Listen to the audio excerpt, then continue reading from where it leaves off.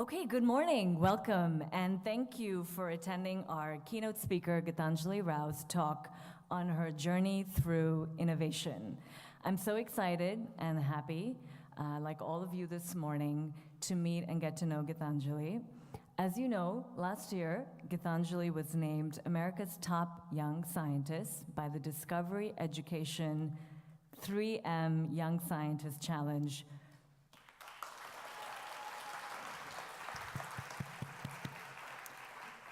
for designing a low-cost device that detects lead in water.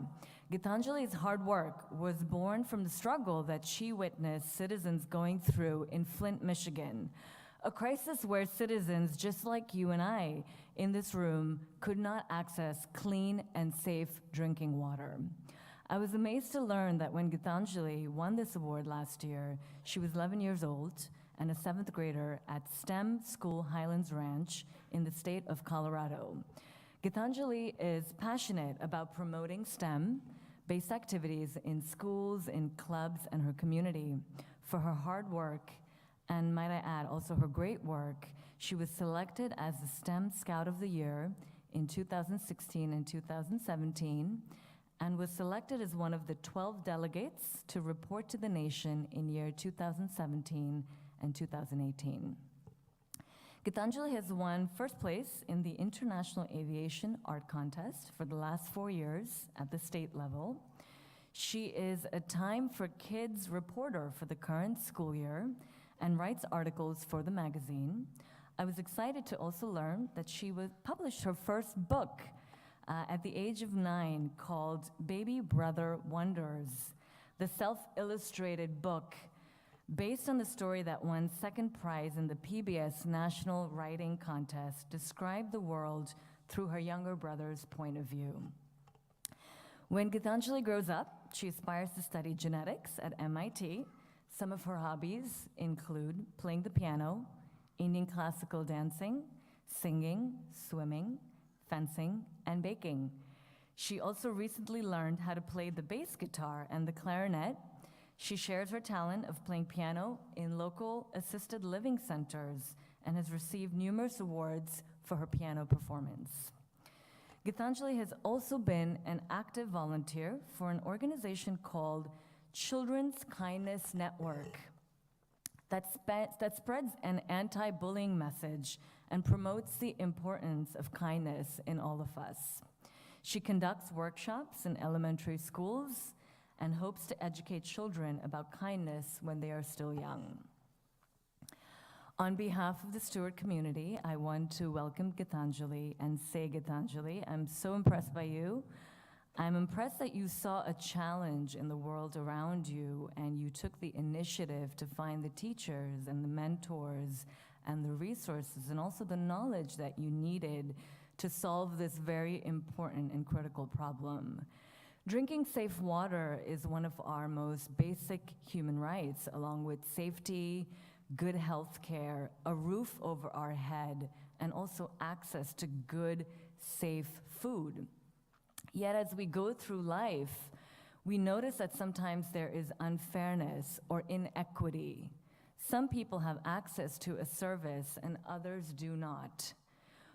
Or sometimes we notice that our own government, who we should trust, do not take the responsibility in providing us the quality care or services that are needed top-notch. At that point, we need many around the world, just like Gitanjali, to build the products and services and solutions needed to improving our lives and the lives of others. This is exactly what Gitanjali did.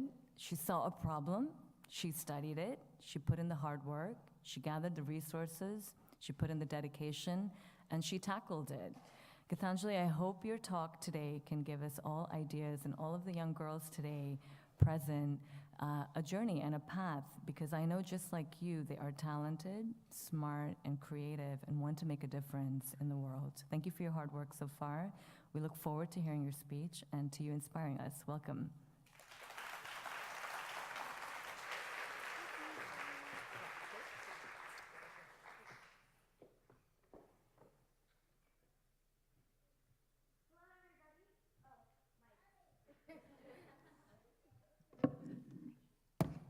Testing?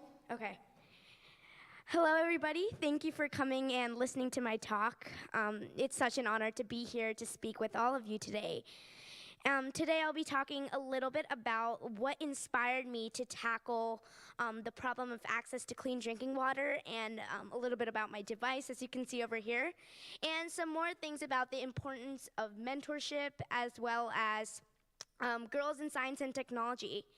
So, did you know that over 17.6 million people had lead in their water and did not know about it till months after they found out? Did you know that over 5,000 water systems in the United States has lead? And there's still over 5 million lead pipes still in the system. These statistics represent the state of our country's water quality and the extent of contamination. Raise your hand if you're absolutely, positively sure that the water you're drinking is safe and contaminant-free. So, some of you are sure that the water you're drinking is completely safe, but how do you know? Today, there are many current solutions in the market, but they're either too expensive, take time, or are cumbersome. They don't necessarily look at detection accuracy and contamination levels together. The current solutions are either test strips, which are easy to use and fast, but not necessarily accurate, or sending your water to your local water facility lab, which is accurate, but is also inconvenient, expensive, and takes time. Again, my name is Gitanjali Rao, and I'm talking about my journey of tackling one of the main challenges we face today, which is access to clean drinking water. While my story has a whole lot of science, it speaks to something much larger: how we can collectively solve problems of today and tomorrow. Lead poisoning in water has many health effects. In simple terms, lead and calcium compete for the same location within the body and are stored in the bone. So when lead is present in the system, the body substitutes it for the calcium and builds up everything with it. So the younger the child, the more impact. A child can experience birth defects and abnormal growth with harmful levels of lead in their body. Health effects of lead in water ranges anywhere from just headaches and nausea to possible seizures and even death. The problem is real. It is here today, and there are no good solutions for everyday users. The happenings in Flint and the gaps in the current solutions inspired me to look for a solution. My solution addresses the core issue of speedy detection, helping people take preventative measures, and maybe even saving lives. It uses the latest developments in nanotechnology and follows everything you look for in a typical day-to-day device: ease of use, accuracy, portable, cost-effectiveness, and also time. So let me tell you a little bit about my device. So my device includes 3 parts, which is a core device housing a processor with a Bluetooth extension and a 9-volt power source, a disposable lead sensor cartridge that attaches to the core device and forms a circuit with the processor, and also a smartphone that connects over Bluetooth and displays the results on a custom app that I created. So pretty much, on more of the scientific terms of this, the lead in water binds to the disposable lead sensor cartridge, which includes the treated carbon nanotubes in it. So if you think about it, you have this huge pipe, and it has all of these chloride ions in it. And when you dip that pipe into the water, the lead in the water binds with those chloride ions, and it creates these molecules called lead chloride molecules. And when the current goes through it, those lead chloride molecules are almost like speed bumps and causes resistance to the flow of current. And that's when I know the more lead there is, the more resistance there is. I'm measuring that amount of resistance using the Arduino processor, and to make it easier for the user, I added a Bluetooth extension so I can send all the data to your mobile phone on a custom app format, which gives you results of either safe, slightly contaminated, or critical. Wouldn't it just be awesome if every household and school had a tethys to test their water? Then we won't have to hear heartbreaking news about cities like Flint, where lead poisoning and lead contamination affected a whole generation, right? So I'm actually working on currently evolving this device even further. As you can see here, you saw two of these devices. This one here is my latest version. It is more compact and also has better sensor usability so that you can just dip this into the water. I'm also partnering with Denver Water in order to perform my tests for accuracy and to do more research. I want to make my carbon nanotube sensor more accurate with trying with other dopants and not just chloride, such as fluoride and iodine.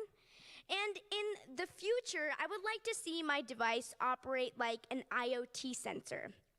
So it crowdsources device data, and then you can see a heat map of where there are locations with more lead levels and less lead levels. And where I got this idea originally was from just reading an article on MIT's website. And it was just connected back to a time where I learned about the Flint water crisis on the news. So MIT was using these carbon nanotube sensors to detect hazardous gases in the air. And that's when I decided to expand this idea to apply for liquids as well, to detect lead in water. But due to the complexity of detecting lead, and also especially in a liquid medium, this required a completely radically different approach than current techniques. And using an emerging technology like carbon nanotube structures seemed like a very logical extension and a promising solution as well.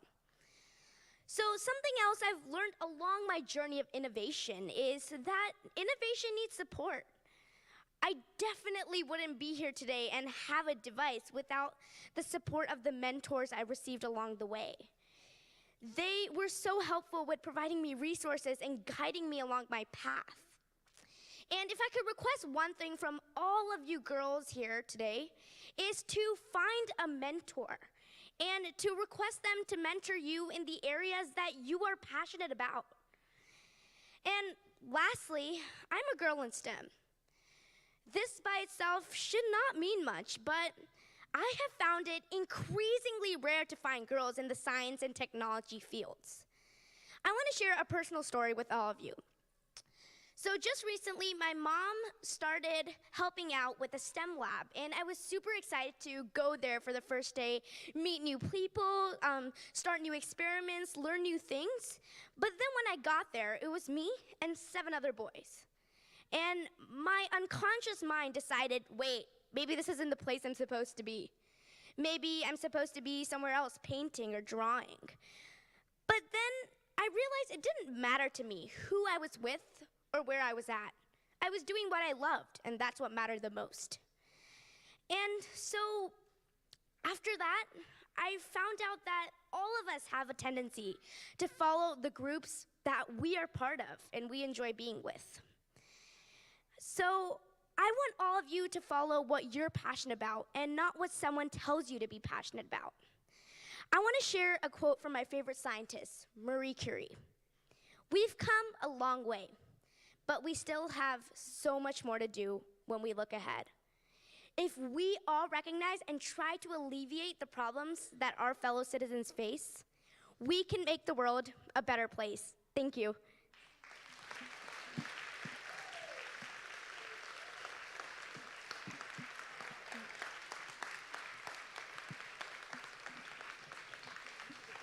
Thank you. That was fantastic. You're so confident. I love it. Thank you. It's very inspiring. Come. I think we need a second mic.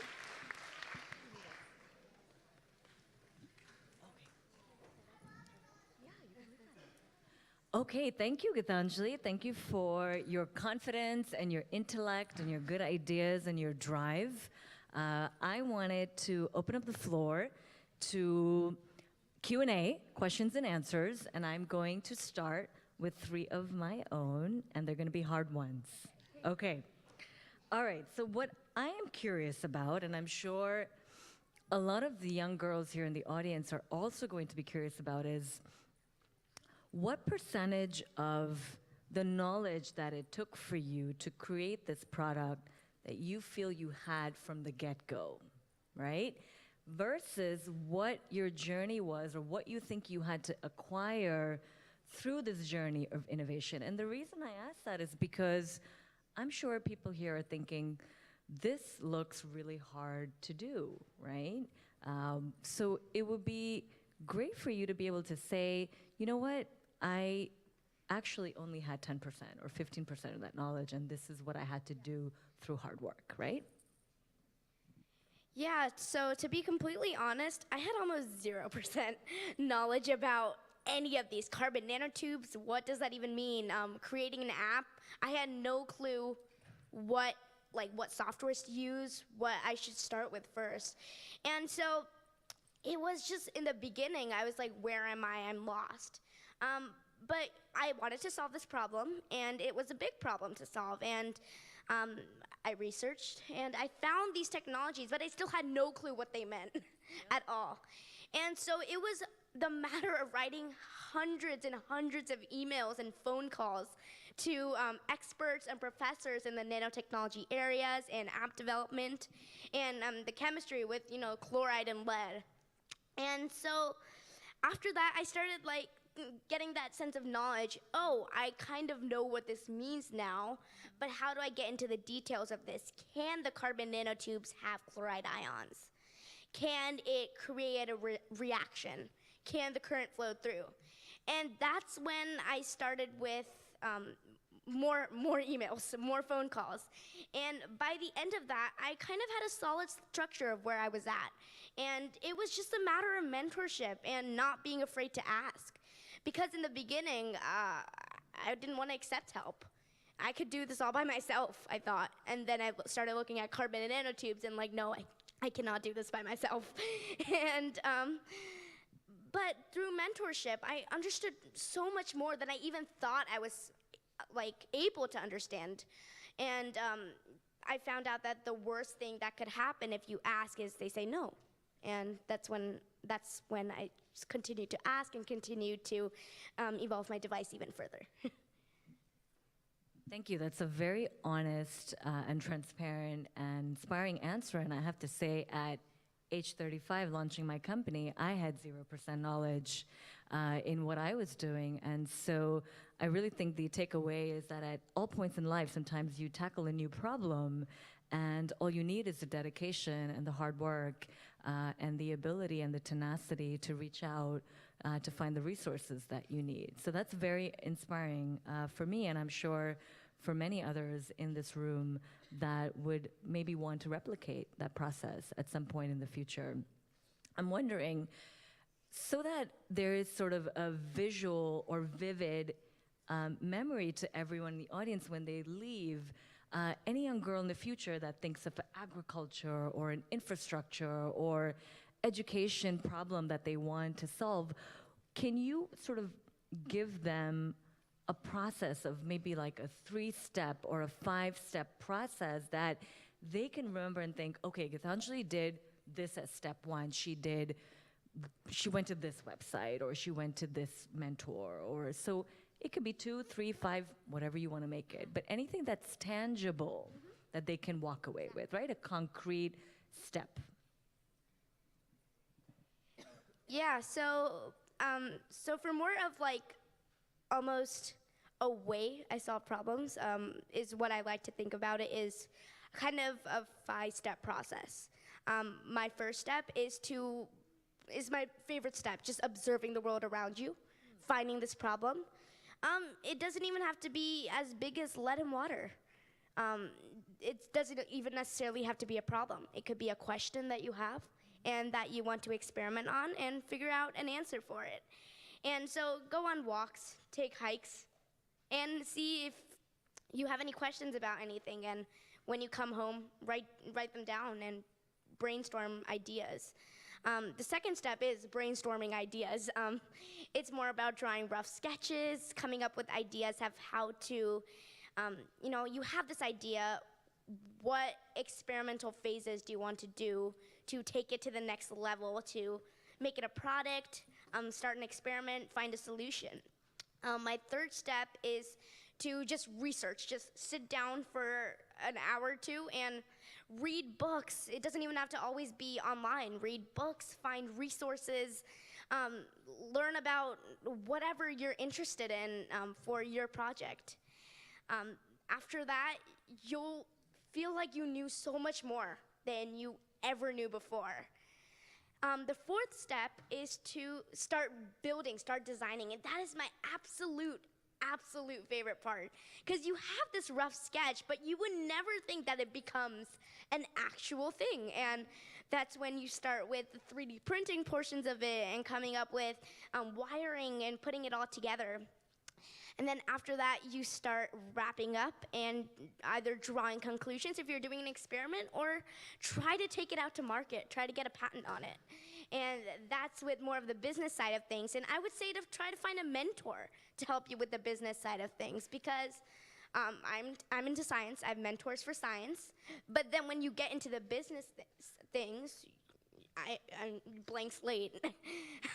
How do you take this 3D printed box and make it bulk manufactured in the future? And so that would be the last step to start making this available for everybody to use, or drawing conclusions and spreading your answer with everybody.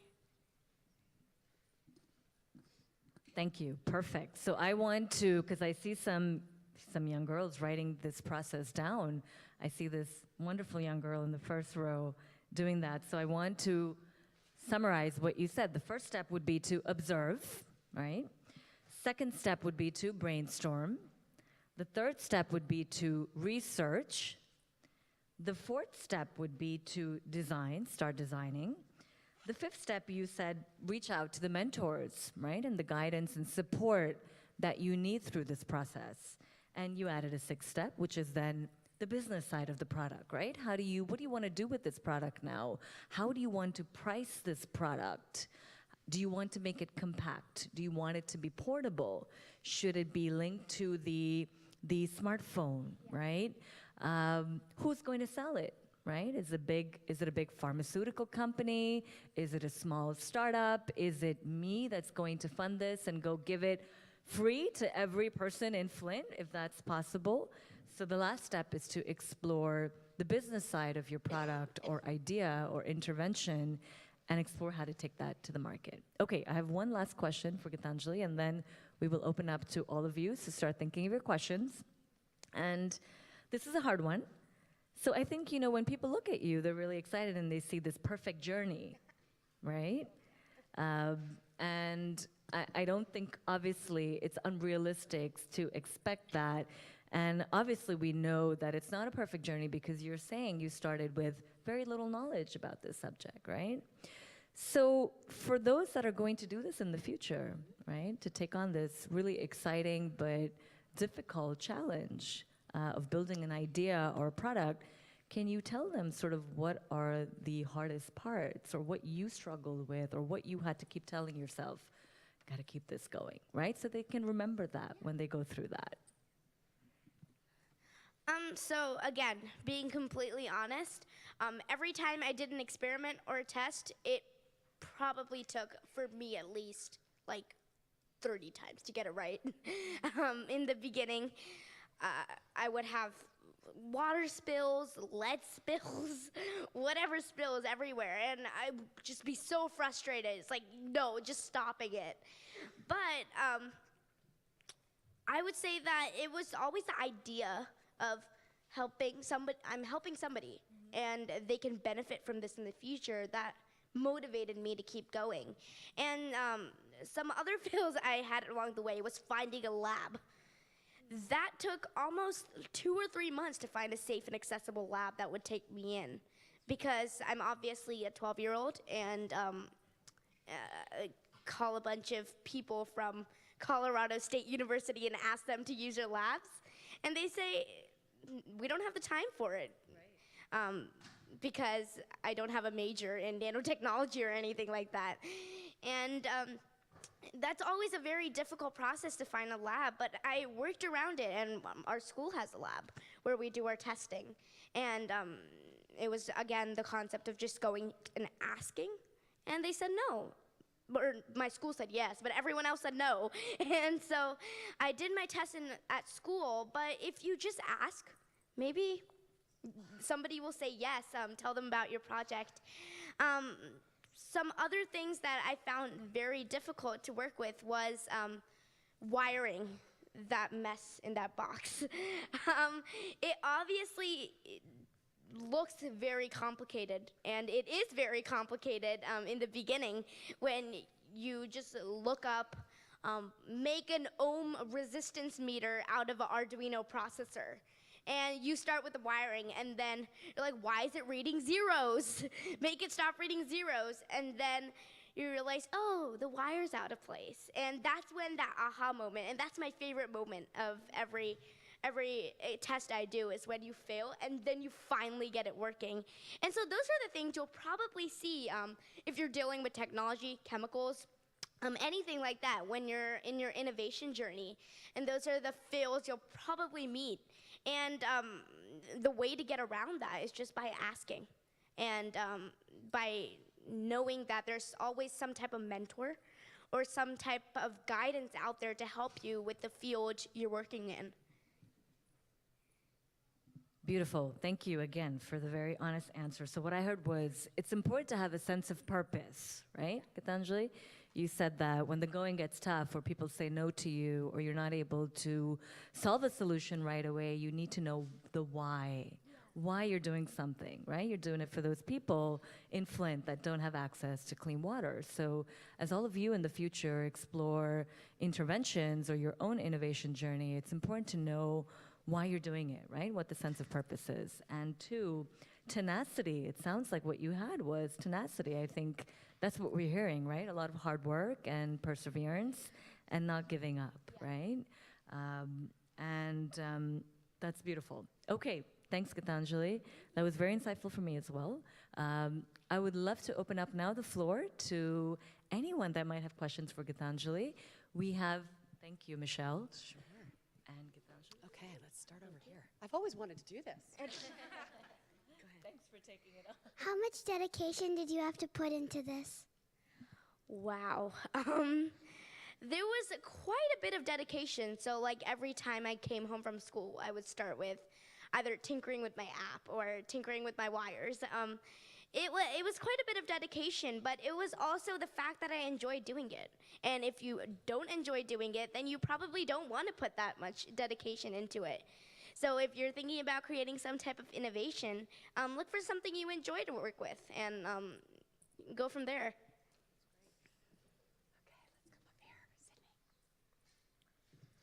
What age did you realize that you liked science?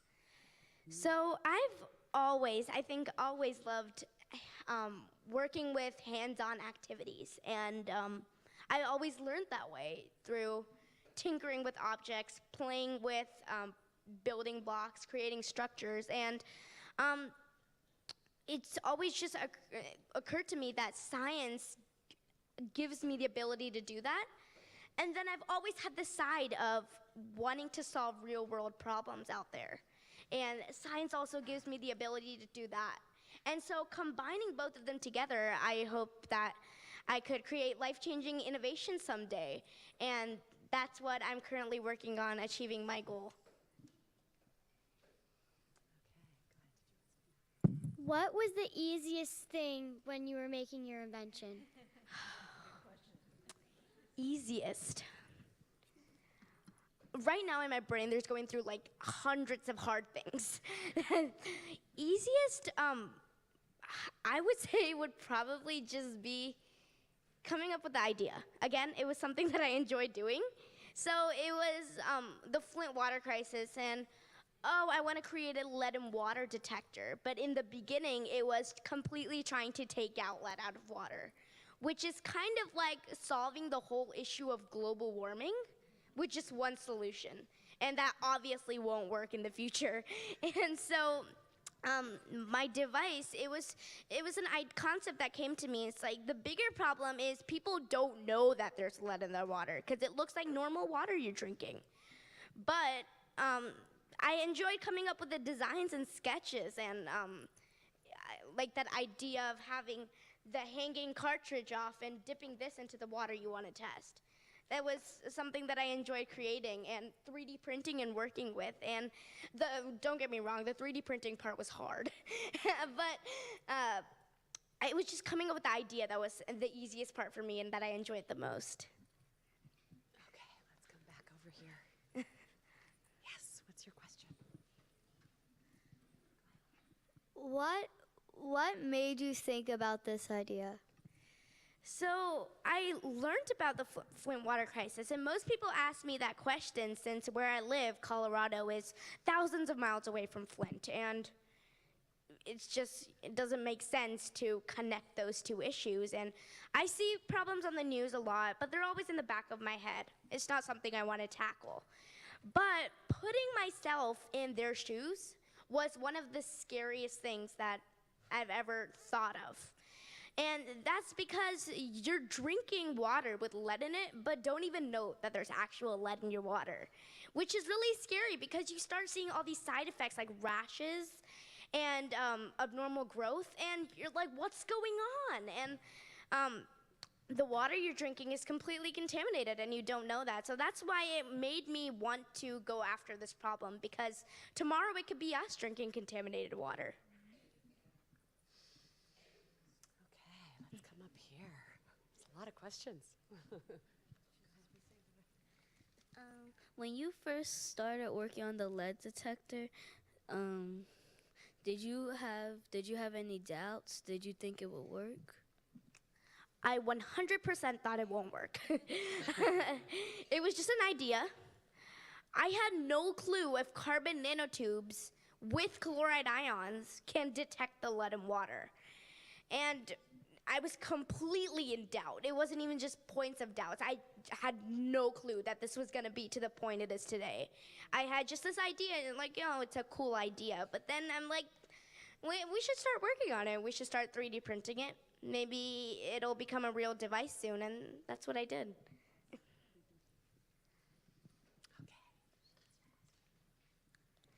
How did you build it? Yeah, so my device itself was 3D printed. I used a nylon material since that was the best for my device. Inside the device, I'm gonna get up and open it up.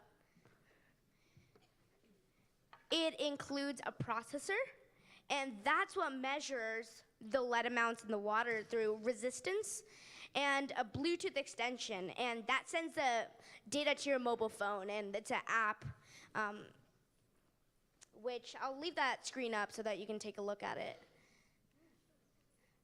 And right there, it gives you results of either safe, slightly contaminated, or critical.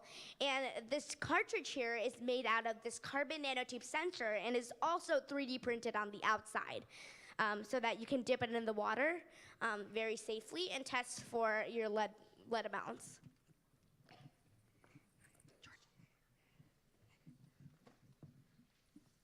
Where did you find out the idea? So it was just watching the news with my dad one day, and you see all these different events, and then there's the Flint water crisis.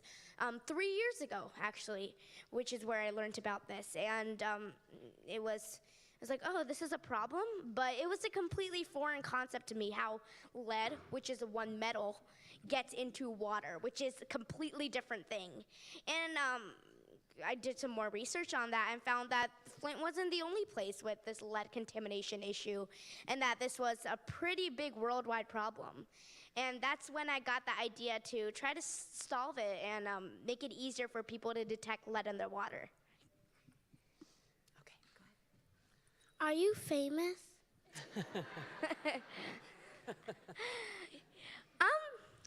I would. Okay, so a lot of people have told me that I am famous. I've been on the news a couple of times, so maybe.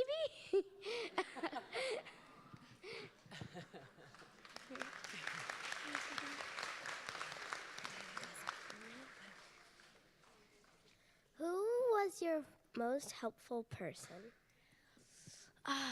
So I would say that The person who I got the most advice from was probably my mentor.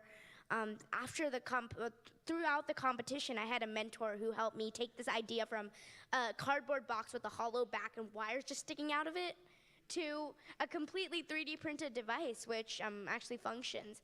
And she was the most helpful. And I would also say someone else who helped me a lot was Dr. Hernandez Ruiz, who works with me at Denver Water to perform my tests. And she actually helps me a lot with creating these samples so that I don't burn my fingers off with high acidity levels, and helps me a lot with creating better experiment tests, and they have been so helpful along my journey, and I definitely wouldn't be here without them. Okay, we have time for 2 more questions. Okay, so. Who was your role model to become a scientist? So, my role model was Marie Curie. She was such an amazing figure to me. Not only did she discover 2 new elements for the periodic table, which help us a lot today, she also had the courage to perform these tests, which was life-threatening, and put herself before others. And that shows me that she was very courageous to do those tests, and she was very helpful today.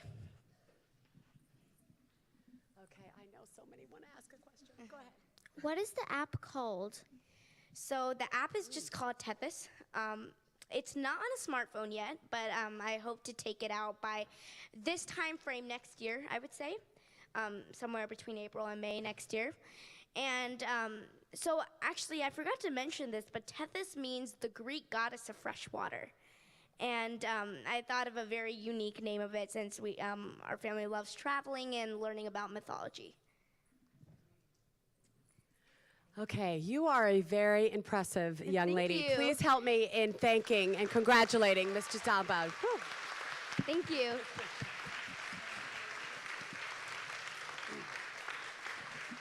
I think you have proven this morning, we hear very often it's never too late, but I think she's proven it is never too early. Never too early to make sure that you stick to your dreams and do what's in your heart and in your head. So thank you so much for spending some time with us today. Thank you. Just a quick announcement, we will see you at lunch. All elementary school children are to eat lunch in the furthest gym.